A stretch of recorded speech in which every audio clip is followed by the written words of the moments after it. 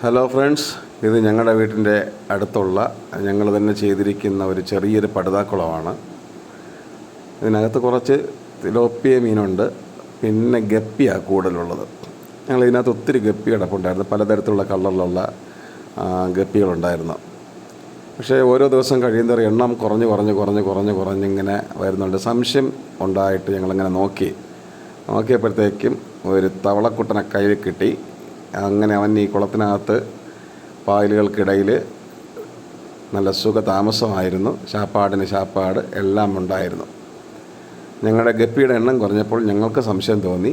അങ്ങനെ തവളക്കുട്ടനെ പൊക്കാനുള്ളതായ ഒരു ക്രമീകരണം, ഒരു പ്ലാനാണ് ഇപ്പോൾ ചെയ്യാനായിട്ട് പോകുന്നത്. ഇതിനകത്ത് പലതരത്തിലുള്ളതായ 3 ഐറ്റം ആമ്പൽ കിടപ്പുണ്ട്, പിന്നെ 2 ഐറ്റം പായൽ, വാട്ടർ ക്യാബേജ്, പിന്നെ അല്ലാത്തൊരു സൈസ് ആഫ്രിക്കൻ പായലോ അങ്ങനെ എന്തോ സംഭവം. കൂടുതലിനകത്തുള്ളത് ഗപ്പിയാണ്, പിന്നെ തിലോപ്പിയനുണ്ട്.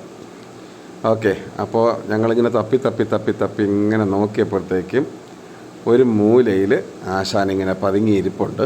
അവനെ കൈയോടെ കണ്ടു കിട്ടി. അപ്പോൾ അവനെ തൂക്കുക എന്നുള്ള ലക്ഷ്യത്തോടു കൂടി വലയൊക്കെ ആയിട്ട് ഇറങ്ങിയിരിക്കുകയാണ്. അങ്ങനെ അതാ ഡാപ്പിള കിട്ടി. അങ്ങനെ അവനെ തൂക്കി. അതിനകത്ത് ഭയങ്കര ചാട്ടമാണ്.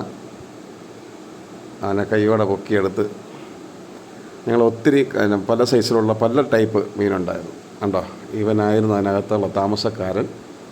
ഞങ്ങളെ മീനുകളെല്ലാം അടിച്ചുകൊണ്ട് പോയവനായിരുന്നു. ഓക്കെ, വീഡിയോ ഇഷ്ടപ്പെട്ടാൽ ലൈക്ക് ചെയ്യുക, ഷെയർ ചെയ്യുക, നിങ്ങളുടെ അഭിപ്രായങ്ങളെ കമൻറ്റ് ബോക്സിൽ അറിയിക്കുക. Thank you. മറ്റൊരു വീഡിയോയുമായി വീണ്ടും കാണുന്നവരെ ബൈ.